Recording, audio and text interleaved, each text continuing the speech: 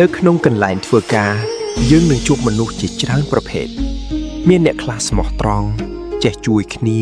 និងរីករាយពេលឃើញយើងជោគជ័យប៉ុន្តែក៏មានអ្នកខ្លះមិនសូវចូលចិត្តយើងចូលចិត្តនិយាយដើមឬព្យាយាមធ្វើឲ្យយើងបាក់ទឹកចិត្ត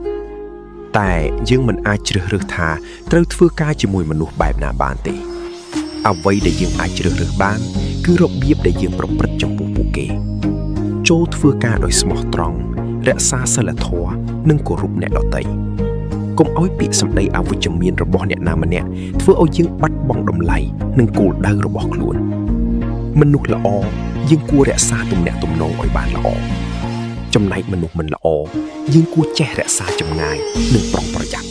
ដោយមិនចាំបាច់ឆ្លើយតបដោយអំពើអាក្រក់ឡើយចូលចាំថាកន្លែងធ្វើការមិនមែនមានតែការងារទេប៉ុន្តែជាកន្លែងដែលបង្រៀនយើងឲ្យស្គាល់មនុស្សស្គាល់ខ្លួនឯងនិងចេះរឹងមាំក្នុងជីវិត